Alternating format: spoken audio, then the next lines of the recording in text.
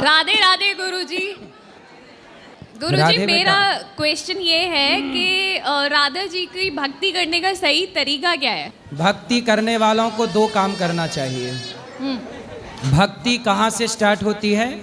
सबसे पहला समर्पण। क्या करना है? समर्पण। समर्पण। जैसे अर्जुन ने अपने आप को रथ सहित कृष्ण को समर्पित कर दिया। हे प्रभु, शिष्यस्तेहम, मैं आपका हूँ, अब ये रथ आप ले जाओ, चाहो पार लगाओ, चाहे डुबाओ, जिताओ, हराओ, मरवाओ, कुछ भी करवाओ। पहला है समर्पण। यदि समर्पण आ गया, पति और पत्नी के बीच में समर्पण ना हो तो क्या रिश्ते चलते हैं? भाई और भाई के बीच में समर्पण ना हो तो क्या भाई भाई का रिश्ता चलता है? बिना समर्पण के सामान्य रिश्ते नहीं चलते, तो भक्त और भगवान का रिश्ता भला बिना समर्पण के कैसे चलेगा? तो पहला समर्पण। दूसरा, भगवान से प्रेम। भगवान से प्रेम हो। जब समर्पण हो जाएगा तो अपने आप प्रेम भगवान से होगा, और वो प्रेम ही आपकी भक्ति है। भगवान के चरणों में समर्पण और प्रेम जो है उसी का नाम भक्ति है। कोई जप, कोई बाकी ये भक्ति नहीं है। आत्मसमर्पण कर दो भगवान में, यही समर्पण भक्ति है। लेकिन समर्पण कैसे होता है? कैसे कर सकते हैं? प्रभु, ये सब कुछ आपका है। व्यापार आपका, परिवार आपका, नाथ सकल संपदा तुम्हारी, मैं सेवक समेत सुतनारी, सर्वधर्मान परित्यज्य मामेकम शरणम व्रज। सब कुछ अपना, अपने आप को, परिवार को, व्यापार को, सब कुछ ईश्वर के हवाले करो। प्रभु, ये आपका है। सुख आप दो, दुख आप दो, जैसे रखें राम जी रहना चाहिए। जिंदगी की डोर सौंप हाथ दीनानाथ के, महलों में रखें चाहे झोपड़ी में वास दें।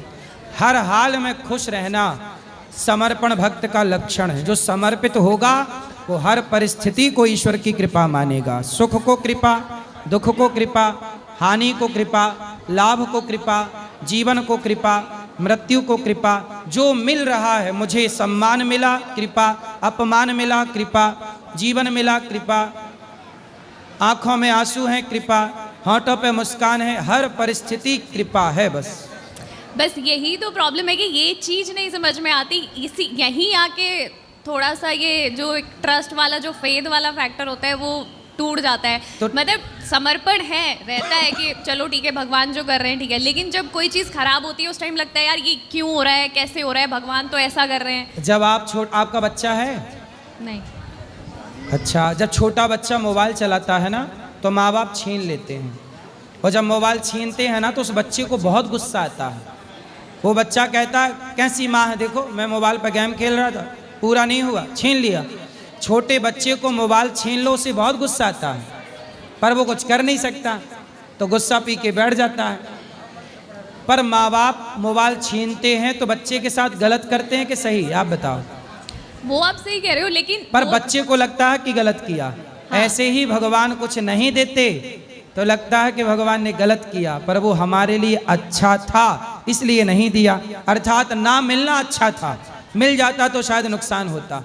बच्चे को मैंने बचपन में एक कहानी सुनी थी, सुना दूं एक छोटी सी?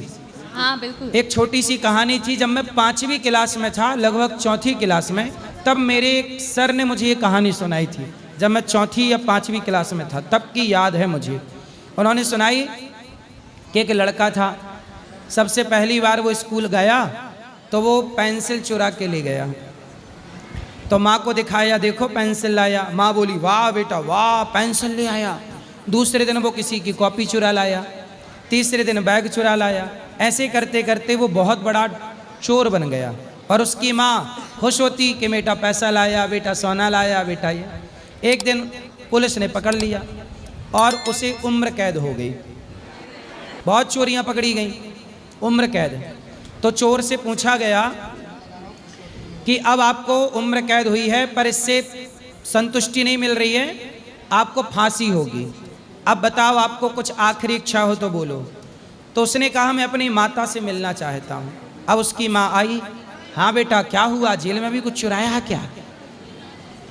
उसने कहा माँ मैं आपके कान में बताऊंगा। और जब कान माने किया तो कान को ना उसने अपने मुंह से पकड़ के काट लिया और माँ को के कान को अलग कर दिया। माँ चिल्लाई, ये क्या किया तूने? तब उस बेटे ने रोते हुए कहा, माँ जब मैंने पहली बार चोरी की थी, यदि तूने मेरे कान पकड़ के गाल में एक थप्पड़ मार दिया होता तो आज मैं फांसी तक ना पहुंचता, इतना बड़ा चोर ना बनता। बस यही बात है कि माँ नहीं डांटती थी इसलिए बच्चे का नुकसान हो गया। भगवान नहीं डांटेंगे, नहीं कष्ट देंगे तो शायद हम बिगड़ जाएं। और भगवान का थोड़ा कष्ट माँ का वो थप्पड़ है जो माँ बच्चे को थप्पड़ मारकर सुधारना चाहती है। ऐसे ईश्वर का वो थप्पड़ है, कुछ ना मिलना। हम चाह रहे हैं कि ये मिल जाए पर नहीं मिल रहा है तो समझ लो ईश्वर का एक थप्पड़ है कि नहीं, तेरे लिए ये चीज़ बेहतर नहीं है इसलिए नहीं दे रहे हैं। लेकिन जब वो थप्पड़ पड़ा होता है, जब वो उस परिस्थिति में क्या करे? उस परिस्थिति में भगवान को याद करो। जब माँ अपने बच्चे को थप्पड़ मारती है ना तो बच्चा और एक कदम माँ की ओर बढ़ता है और माँ की छाती से लगना चाहता है। ऐसे ही है कि जितना कष्ट आता जाए उतने भगवान के करीब होते जाओ और नजदीक होते जाओ। ठीक है, राधे राधे गुरुजी। राधे राधे। राधे राधे गुरुजी। मैं ये कहना चाहती हूँ जो अभी इस टाइम पे जो मैटर हुआ है उसमें बोला गया था जैसे 25 साल की या ज़्यादा एज की लड़कियाँ के लिए, लेकिन मेरी भी उतनी हो गई पर मुझे बिल्कुल बुरा नहीं लगा क्योंकि मैं गलत नहीं हूँ। तो मुझे लगता है जो लड़कियाँ गलत है उनको ही बुरा लगा है उस चीज़ का, जो गलत नहीं है उनको बिल्कुल भी फर्क नहीं पड़ा है, वो आपको सपोर्ट ही कर रही हैं। बिल्कुल बिल्कुल सही है। मैं आपके आश्रम में काफ़ी सालों से आती हूँ, हर बार माताओं के दर्शन करती हूँ, आपके दर्शन करती हूँ, लेकिन मैं बस इतना कहना चाहती हूँ कि कई बार शादियाँ मजबूरी में नहीं हो पाती हैं सही टाइम पे जी, क्योंकि माँ बाप नहीं होते, कभी माँ बाप पे पैसा नहीं होता, कुछ परिस्थितियाँ सिर्फ इस वजह से हो जाती हैं। लेकिन ज़रूरी नहीं है मतलब हर लड़की ज़्यादा एज में आके मतलब गलत नहीं होती है। सारी लड़कियों के लिए बोला ही नहीं गया नहीं था। मुझे पता है, लेकिन मतलब जो लोगों ने बवाल किया उस चीज़ को लेके तो वो तो व्यर्थ ही है। उनको मतलब आजकल मतलब वायरल होने के लिए कोई कुछ भी कर रहा है, लेकिन जो लड़कियां सही हैं उनको बिल्कुल फ़र्क नहीं पड़ता। वो प्रेमानंद महाराज को भी सपोर्ट करती हैं, वो आपको भी सपोर्ट करती हैं। उन्होंने कोई भी ऐसा जो सही हैं उन्हें कोई दिक्कत नहीं है, दिक्कत हुई ही उन्हें जो गलत हैं। मैं वही कह रही हूँ, मेरी सेम है जब मुझे बिल्कुल फ़र्क नहीं पड़ता। मैं आज भी आपके पास आई हूँ, मैं हमेशा हर महीने आती हूँ, मैं हमेशा आती हूँ यहाँ पे, मुझे कोई फ़र्क नहीं क्या पड़ता। है संतों को गालियाँ देने में, संतों को अपमान करने में, जलील करने में कुछ न्यूज़ चैनलों को टीआरपी मिल जाती है तो वो अपनी टीआरपी के लिए सनातन धर्म के संतों को बदनाम करते रहते हैं, क्योंकि बदनाम करने में टीआरपी मिलती है। वो जो लड़कियां यहाँ याद रखिएगा, आप किसी का सम्मान करिए तो लोग कम जाएंगे, पर किसी को बदनाम यदि करना है तो उस बदनाम होने वाले व्यक्ति को सुनने के लिए, देखने के लिए बहुत जाएंगे। तो कुछ चैनल हैं, कुछ चैनल हैं जो बदनाम करना चाहते हैं और उनका बदनाम करने का षड्यंत्र भी आप जनता जनार्दन ने फेल कर दिया। गुरुजी जी, मैं ये कहना चाहती हूँ, जब वो न्यूज़ चैनल वाले तो करते ही करते हैं, लेकिन जो आम जनता आजकल इंस्टा के माध्यम से जो फेमस होना चाह रही हैं लड़कियाँ, जैसे यहाँ आती हैं रील बनाती हैं उल्टी सीधी, तो फिर उन्हें भी एक कंटेंट मिल जाता है। सही है। आप कोई रील बनाते हो उसके साथ अलग से वो अपना ऐड जोड़ लेते हैं लोग, फिर गंदा गंदा बोलते हैं, मतलब उनको उम्र का लिहाज नहीं है। किसी ने तो प्रेमानंद महाराज के लिए भी इतनी गंदी रील बनाई थी, बहुत ही कम उम्र की लड़की थी, उसे बहुत, मैं बोल नहीं सकती इस तरीके के उसने शब्द बोले। कोई अगर कोई अच्छे घर की लड़की होगी वो अपने बाप के लिए ऐसे नहीं बोल सकती, वो तो उसके बाबा की उम्र के हैं। सही है। तो ये तो सिर्फ वो गलत लड़कियां ही होती हैं जो मतलब एक मछली पूरे तालाब को गंदा कर रही है। कुछ 20-25 साल की लड़कियां मतलब जब एज में आ जाती हैं तो वो ऐसा करती हैं, तो उसके वजह से हम सब जिनकी शादी नहीं भी हुई है किसी ना किसी दिक्कत से इस एज में आके, तो सब बदनाम हो रहे हैं उसकी वजह से। अब मैं यहाँ वृंदावन आती तो सबको लगता होगा, अब लोगों का मुँह है ना, मैं रोक नहीं सकती ना, लेकिन मैं तो अपनी भक्ति के लिए आती हूँ, मुझे क्या करना, मुझे कोई फर्क नहीं पड़ता। जय श्री राधे। चलिए, भगवान करें जल्दी से आपका विवाह हो जाए, आप खुश रहें, सदा प्रसन्न रहें।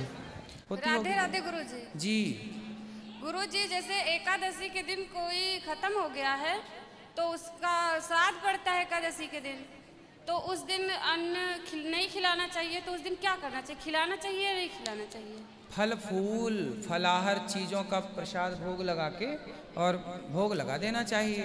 फल का है, नहीं जैसे ब्राह्मणों को खिलाना हाँ है वो तो ब्राह्मण लोग भी तो नहीं फल खाते क्या, तो वही सब खिलाना चाहिए। वही फलाहार बनाओ, बढ़िया उसकी खीर बना लो, क्या होता है वो, ठीक है, साबू आबू दाना नहीं।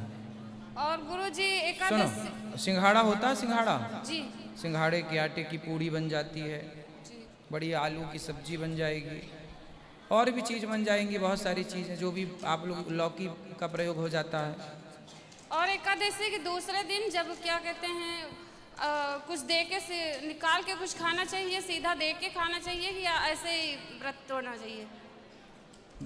एकादशी का नियम ही है, पहले खिलाओ और फिर गुरुजी पारण करो। उसमें क्या कहते हैं चावल देना चाहिए या नहीं देना चाहिए? एकादशी के दिन चावल नहीं, चावल के अतिरिक्त कोई भूखा है तो उसे कुछ और दो। चावल नहीं देना चाहिए। जी गुरुजी, राधे राधे। राधे राधे गुरुजी। गुरुजी हमारे दो प्रश्न हैं। बोलो। गुरुजी हमारे घर में मुसलमानों वाले देवता हैं, उनमें बलि चढ़ती है, तो क्या करें हम? तो आप लोग चढ़ाते हैं बलि? जी बकरा की बलि चढ़ती है जब बच्चा पैदा होता है या बच्चे की शादी होती है। तो कौन से देवता हैं आपके यहाँ? उनको मियाँ बाबा बोलते हैं। तो मियाँ बाबा हैं तो वो बकरी बकरा बकरी तो खाएंगे, तो हम क्या करें? तब मियाँ बाबा को घर में काहे बिठाए हो? तो वो तो पहले से हैं, हम थोड़ी अरे तो रखे हैं। पहले से है तो आप लोग पहले के लोगों की अज्ञानता का बोझा आप भी उठाएंगे। जब से हमने भागवत सुनी है तब से हम अपने घर में किसी को करने नहीं कोई दिया। मियाँ मजार की पूजा करने की जरूरत नहीं है, भगवान को बिठाओ, भगवान की पूजा करो, किसी की हत्या नहीं। इस अपराध से, पाप से बचना चाहिए। हम सनातनियों को ये क्या हो गया है, कोई कुछ पूज रहा, कोई भगवान तो हैं अपने, राम जी की पूजा करो, कृष्ण जी की पूजा करो। गुरुजी हमने क्यों किसी की हत्या? पोथी पाठ बैठाए हैं, हमें हमारा गोत्र नहीं मालूम था तो हमने कश्यप गोत्र से। ठीक है, अपने पूर्वजों से कोई जिंदा हो, कोई हो तो उनसे पूछ लेना क्या गोत्र वगैरह है। उन लोगों को खुद नहीं पता है तो हमें क्या तो बताएंगे? ठीक है, फिर आपने जो मान लिया ठीक है। गुरुजी हमारे नंदोई विदेश में रहते हैं, उनको राधे राधे बोल दीजिए। बिल्कुल, आपके नंदोई को राधे राधे। मेरे बच्चों को भी बोल दीजिए। खुश रहिए, आपके सब बच्चे